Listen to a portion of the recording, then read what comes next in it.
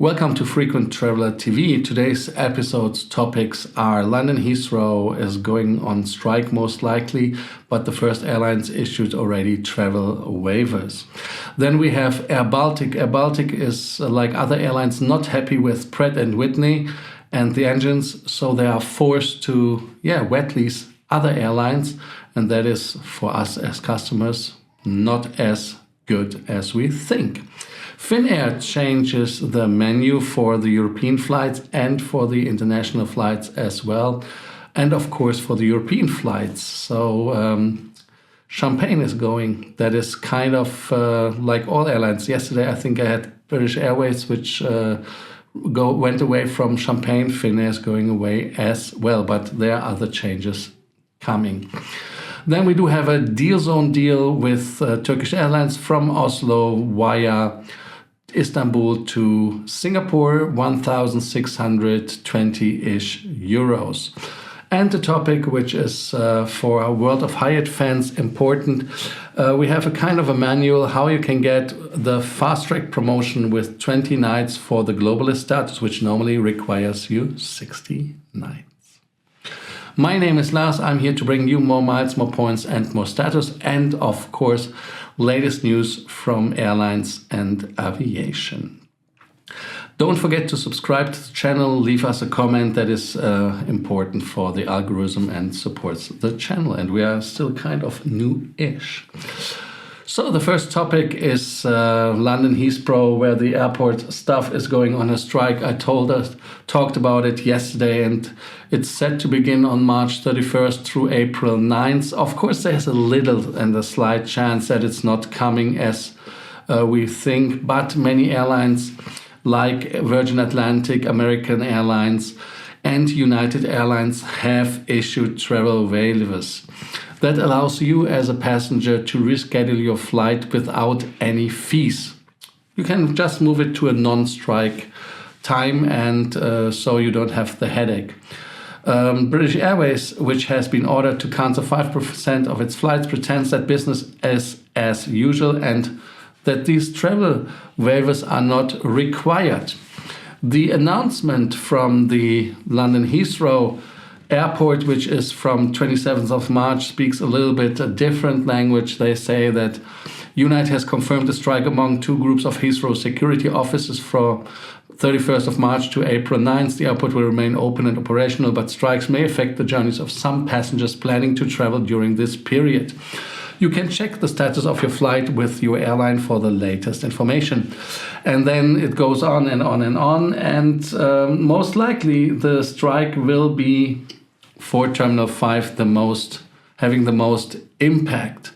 And Virgin Atlantic is telling us at Terminal 3 security there may be experiences for longer times for the security.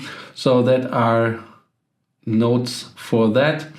I think it's quite interesting to see what is happening because we have in Germany the strike situation as well, and not only the Germans are striking, the French. It's a kind of a European disease right now that everybody is trying to fight the inflation with higher wages. We will see what happens.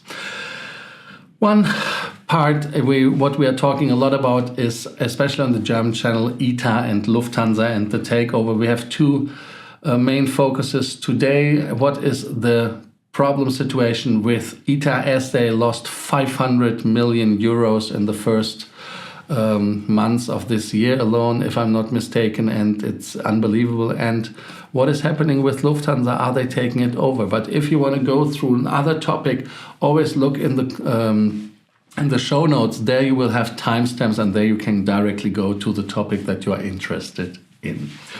Anyways, the problems with Lufthansa and ITA right now is that they are talking about the price for ITA. And of course, it is a problem for Lufthansa to deal with ITA as they are killing money like others are killing maybe flies, I don't know. But ITA has to grow very fast and has to do a lot of catch up to other airlines.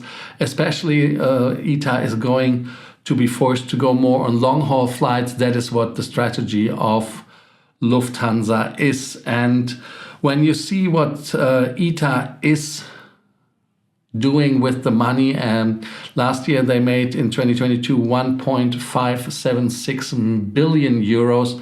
And of course, they are thinking of making money, but they are losing money. And Lufthansa is fighting with the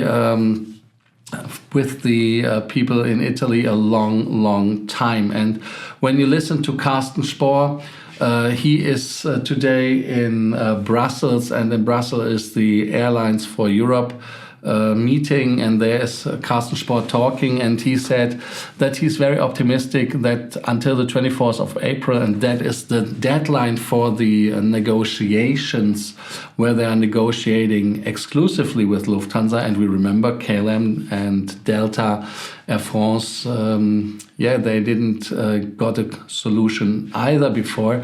So Lufthansa will most likely discuss the pricing, and the pricing of those is disputable, but Lufthansa is more in the region of 200 million.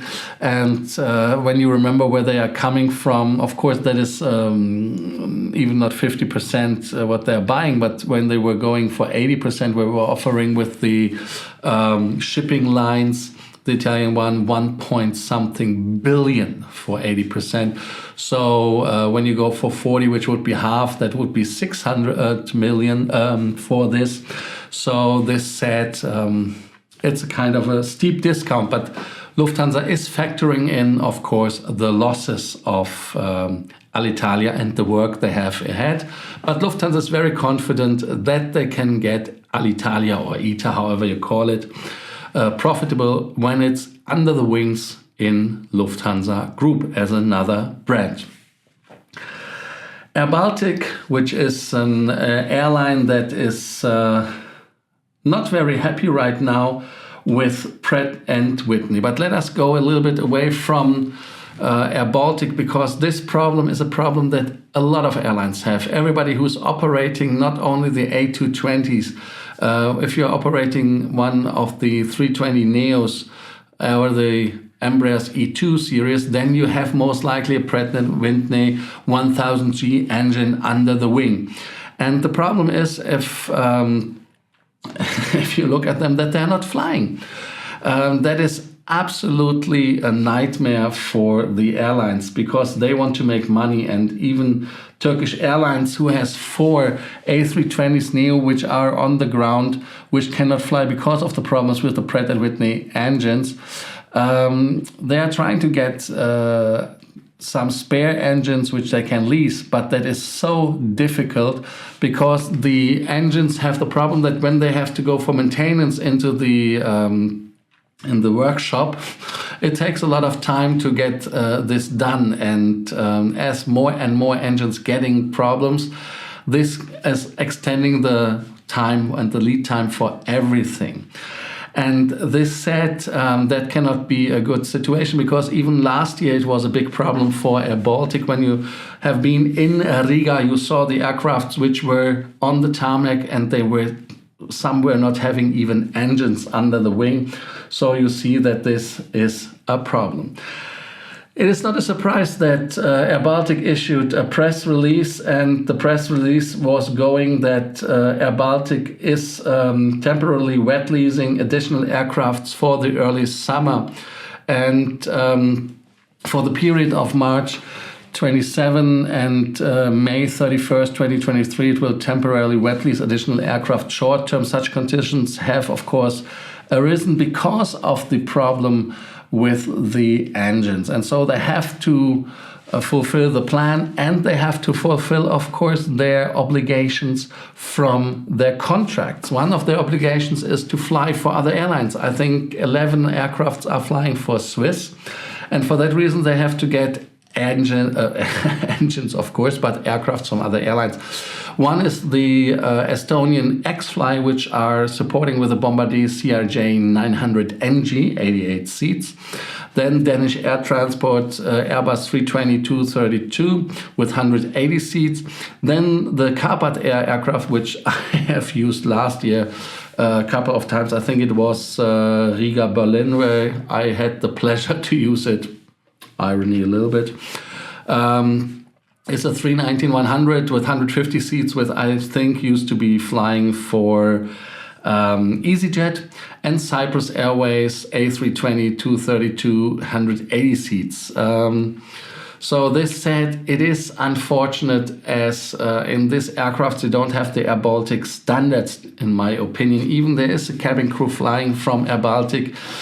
The Carpat Air crew is, I remember them very well, and my whining of them is maybe on a high level, but I didn't feel as safe and secure as I did feel in the airBaltic 220s. And the Fokker, luckily we do not read that the Fokker is now there as well. So it's only the Airbus. That is at least a little relief. And this said, maybe they give you again, like last year, 10 euros back if you complain. So maybe it's not as bad as I think. Then we do have updates from Finnair. Finnair calls it the updates and service onboard Finnair flight starting on 19th of April. Yeah, that is a little bit time to go still. So, but still interesting to see what happens. Finnair updates its all in-flight experiences on flights on 19th April and after. We will make some changes to the complimentary food and beverage service in business class on European flights and all travel classes on long-haul flights. Also, the onboard menu available for purchase is updated with some new options. The European flights business class meal service depends, of course, on the route. Like before, the salads served in some flights will luckily be replaced with a hot meal. And in economy class, they continue to serve complimentary water and blueberry juice. The blueberry juice is a kind of a highlight for me. I don't know how you see it, but you can comment what you think about the blueberry juice. That would be my question of the day. How do you like the blueberry juice? Anyways, you can still purchase drinks and snacks from the onboard menu and pre-order the meals before the flight. There will be some new options. Unfortunately, they don't give us the full list of the options, and they mention only the cheese risotto. On the long-haul flights, there will be changes as well, and the service on the long-haul flights depends, of course, on the travel class and route. Flight time, the menu highlights flavors, the Nordics and their destinations. And of course, they're trying to use a lot of ingredients from Finland on their network. If you have special dietary needs, it is important to let Finnair know in advance via managed booking, says Erika Enne. In the business class on the long-haul flights, you will enjoy 2 meal services. They serve a delicious main meal designed by their chefs, and the second service is a light meal on the short routes, a snack depending on the flight schedule. The main meal is either breakfast, lunch or dinner. Dinner comes with 2 starters, a main course with 3 options, cheese and dessert. On land night departures, the first service is a lighter one, and we serve a main meal before landing, which allows everyone to maximize the rest time, which is pretty cool. I can recommend you, and that is my personal go-to. As a platinum, I go into the lounge, and especially in the platinum wing, which is really superb. But it gets a little bit boring because the selection there is kind of repetitive, to be kind. Anyways, there you eat, and that is what I do, and then I can go directly in the horizontal position and sleep, and then have a main course before the landing. So for my destination Los Angeles, which I frequent the most, that is, in my opinion, a very good move to optimize it and, for example, fight the jet lag. Yes, that is what I do. Anyways, long-haul flights departing from Helsinki can be pre-selected your main course in managed booking and help us manage food waste on the way. And that is something which is pretty cool, in my opinion, because, hey, we know what we like, what we dislike, and so we can make sure that we get the food choice we want.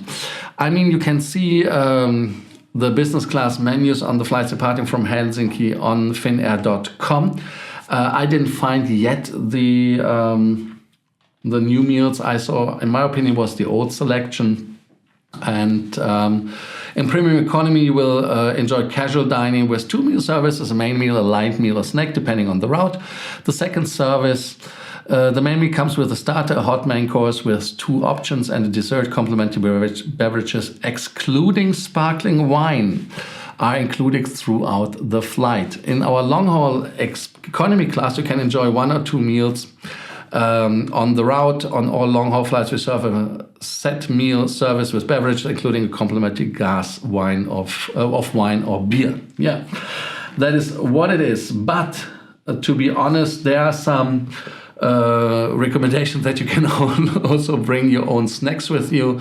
Granola bars, crackers, or cookies are handy because they don't take up much space or need cold storage and can be carried through security. So you know what Finnair wants you to take.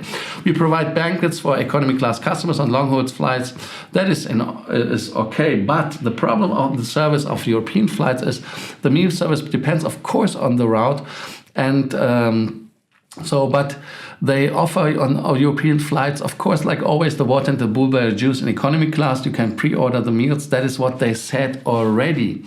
The summer menus will be available from 19th of April 2023, and the menus rotate 2 to 3 times a year.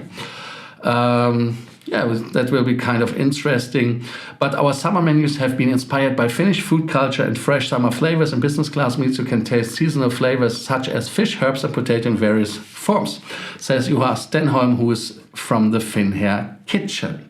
The business class menu on London flights includes produce from Nordic small producers such as cheeses by Herkko Juustola and Kappelin Juustola. So that is the cheeseries. I hope you apologize or accept my apologies for my Finnish pronunciation. Maybe I have to be more in Finland than I speak proper Finnish again. This said, for the champagne, that is a problem, that it will be enhanced. And I don't know if you can call it, like they call it always, a kind of an update. It's a downgrade, but what to do? That is aviation. If you want your sparkling wine to be champagne, then buy it in the airport and take it with you. And I think the crew is more than happy to serve it to you when you give it to the crew with a little present like chocolate. That goes a long way with the crew, and they are more than happy to do it. But do not make the mistake to drink your own liquors. That is forbidden. Then we have a promotion, and the promotion is the World of Hyatt Fast Track. Hyatt has seldomly fast tracks which are open for us in Europe especially, or if you do not belong to any bigger company like Siemens or General Electric, it's really a problem. But now there is a way to get the advantage of the promotion. There is a status challenge which has been I saw it yesterday the first time on YouTube from American bloggers, and there is a card which is called Bilt Rewards. The Bilt Rewards card is a kind of a card which goes for people who are renting, and when you want to pay your rent, you can get their benefits. But the Bilt card has an advantage. You can just make a Bilt Rewards account without the card. Because when you're coming from Europe and you have no IP from the United States, you cannot apply for the card, but you can apply for it via the app. So how does it work? The number one which you have to keep in mind is you have to sign up until the 1st of April on Bilt Rewards. And the promotion is shown in the app, and which is important as well is that you first open up your Bilt Rewards account and do not click the field with the credit card. Just remove the arrow that you don't get it, because then you will get an error message because you are not in the US. That is important. But the sign up for the Bilt Rewards is completely easy. Then you need to do a verification. The verification, unfortunately, is working with a US phone number only. The US phone number you can get from Skype. I have a US phone. I have it a Google Fi, as I do US credit cards. That is a reminder for everyone who has a US credit card or made a company with me. You can use those credentials you have without any hesitation, as it works with Bilt wonderfully to open up the account. Otherwise, it costs you nearly €7, €6.80-ish that you get a US phone number via Skype. And then you can download the app. You can find it in the US Apple Store or in the Google Store as well. You change the country. And what I do is I have different sign-ups for different app stores. So I have one for the German one, I have one for the Finnish, for the Estonian, for the US one, so for the UAE one as well. So that you have different accounts available. And then you have to go to the US account. You can download the Bilt app. And when you signed up successfully, you have to get the code via the SMS. That is why you need the phone number. Then you have to go on the promotion website, and there's Rent Day Rewards. And then you can connect your Hyatt account with your Bilt account. After you did this, you have to go again onto the page after connection and do it again that you want to be part of the promotion. And then you get a kind of a notification which says, we received your request for the World of Hyatt Elite status. You will hear back from us no later than April 17th with details on your enrollment. For that, I have to tell you a disclaimer. So you have, number one is the headache part is, it's not a lot of work, actually. So it's for the great card, it is a good idea. But when you go into the terms and conditions, you get, unfortunately, a notification when you did the sign up until April 1st, 2023, 11:59 p.m. Pacific time. And then as a member, you can participate and you will get an email until April 17th that you are eligible for the promotion and that you have been signed up. I don't see a reason why it shouldn't work. And then after that, you have time until July 16th to consume in this time period 20 nights instead of 60 nights. Be aware, if you are living in Finland, there will be a Hyatt property opening approximately in June. Then if you are living in Sweden, there are the story hotels, Joie de Vivre, which are participating in Hyatt. Just to let you know that you have Hyatt properties, which are not always branded Hyatt, but they are participating in World of Hyatt. And there are SLH hotels, which are participating around as well, but they are more in the pricier regions. So this said, then when you complete this 20 nights, you have the advantage that you will get the status until February 2025. 2025, correct. So it's nearly 1.5 years. Unfortunately, you don't get the milestones if you don't make more nights, but that is a trade-off which, in my opinion, is okay. And you don't get the concierge. If you make it until the end of the year that you can build up the 60 nights, then you get everything, you get your milestones as well. But with this promotion, you are not eligible for that, unfortunately. Let us move on to the next, and that will be the Deal Zone deal. That is the Deal Zone deal from business class Turkish Airlines Oslo to Singapore, starting at €1,619. It is a J-class ticket. There are no travel restrictions. Ticket must be issued as soon as possible. Then there is no restrictions in daytime. Only the maximum stay is 12 months. 2 free stopovers permitted in Turkey. That is one thing which you can do with Turkish Airlines, which is pretty cool. Charge is 200 euros for cancellation and refund. Ticket is non-refundable in case of no-show. So do that before you do a no-show. And changes are 100 euros for reissue, revalidation. And remember the problem with no-show. Yeah, so you're always, of course, interested what the distances are, and the distances are in this next picture. I will give you the shared screen. Then you see it, Oslo, Istanbul is 1,509 miles, 5,393 miles from Istanbul to Singapore. So it's 13,804 miles. You see it's a very nice line.